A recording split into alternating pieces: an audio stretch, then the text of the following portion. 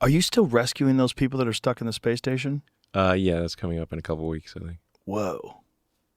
They've been up there for how long, Jamie? They were supposed to be there for a couple of days, right? I think actually probably 4 weeks. Oh, they're supposed to be there. They were supposed to be up there for like 8 days. Yeah. And they've been up there for like, I think, 8 months. Whoa. So a little longer than expected. Fuck. Yeah. What is it going to be like for those people when they get back? They're going to be a wreck for a long time, right? Yeah, if the longer you stay up there, you get, sort of in zero G, you get increased bone loss. So it ended up being like this political football and sort of hotly contested topic. We offered to bring them back early. This offer was rejected by the Biden administration. Why? For political reasons. That's so crazy. There's no way that they're going to make anyone who's supporting Trump look good. Wow. What do you think they would have done if they had won? How would they get those people back? No, they can only get them back with a SpaceX spacecraft, but they pushed the return date past the inauguration date. Wow. Yeah. So they would have let you do it, but after the... Yeah. Wow. And so it would have been them authorizing you. Well, there isn't anyone else to do it. NASA can't get them. Only the SpaceX Dragon spacecraft is the only one that is considered safe enough to bring them back. So NASA concluded that the Boeing spacecraft was not safe. So that's why they're stuck there. Holy shit. But it's not like Biden would just make something up completely and use it for political gain, right? Well, I mean, this clip proves it. You did, Mary. You electrified the entire automobile industry. I'm serious.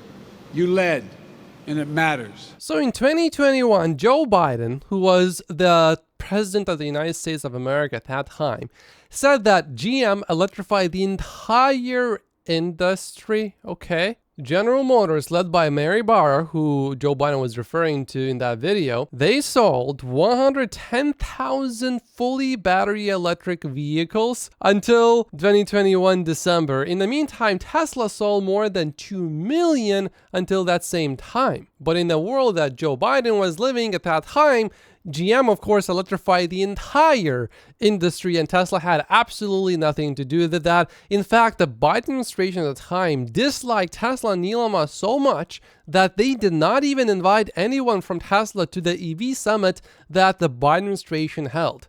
Imagine selling many more times electric vehicles than anyone else in the US, and yet you're not even invited to an EV summit where all of the CEOs and all of the important people that make EVs are invited and you're not invited. And this was all done just for some political gain, because at the time, the Joe Biden administration wanted to pander to a certain union, which, by the way, is full of corruption. The second United Auto Workers president sentenced to 28 months in prison in union corruption probe. And now the current United Auto Workers leader, Sean Fain, is actually facing a probe himself. And that union is just filled with bad behavior. For example, a former UAW official is sentenced to 57 months in prison for embezzling over $2 million in union funds. So we had an administration that wanted to pander to this union to get maybe a few extra votes and just completely ignore the reality. And that's the same administration that, for political gain, did not want to get the astronauts back to Earth. It's just disgusting that they would use that as a political tool. Yeah. They were also, the Biden administration was also suing SpaceX.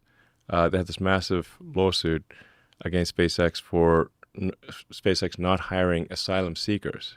Right. So people say oh, Elon's making it up. There's Biden administration wasn't against SpaceX. I'm like, bro, the Department of Justice had a massive lawsuit against SpaceX for not hiring asylum seekers, even though it is illegal for us to hire anyone who is not a permanent resident. So it is both, there's a law that says you have to hire asylum seekers, but there's also a law that says anyone hired by a rocket company, which is an advanced weapons technology, must be a permanent resident. And an asylum seeker is not a permanent resident. So it is both legal and illegal to hire asylum seekers. So why would the Biden administration launch a massive lawsuit? Again, this is public information. It's not like my imagination, why would they launch do such a massive lawsuit against SpaceX? They're extremely antagonistic. It just doesn't make any sense that that could ever even get past the first day of someone looking at it. If it's both illegal and you're trying to enforce it, like you can't enforce it. Yes. This is an advanced weapons company. This is crazy. Correct. Yes. It should be like this, throw this out. That lawsuit was funded by Reid Hoffman, who is a major Dem donor. And also an Epstein client. The plot thickens. The plot thickens. Jesus Christ. Yes. It's just, it's so blatant. It's like so obvious. The SpaceX lawsuit, the Trump stuff, it's so obvious. And now reportedly, the Justice Department has completely dropped this case with prejudice, which means that this case can never be reopened again. However, I dug into this a bit deeper, and it's actually a bit more complicated than it first appears. So first of all, there's a law that basically tells you that you cannot discriminate when you are hiring.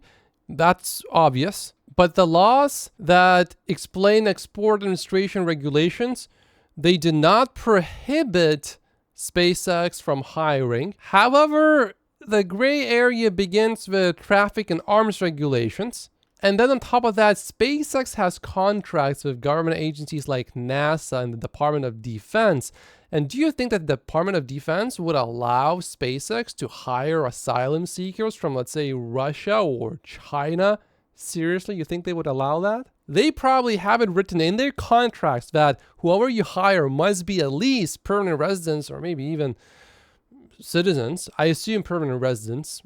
I assume that would be enough. So I certainly assume that Elon Musk is sharing the truth here. Just there's some gray area here, and that's why the lawsuit was filed. It's not clear enough. It's not cut clear, but if you think about it, it's obvious that, yeah, you don't want asylum seekers to work on the most advanced technology out there in the world that can change the power dynamics between countries. Only SpaceX can regularly launch rockets and then have them back on Earth and then relaunch them again and then have them land and then relaunch them again. Only SpaceX can do that. China cannot do that.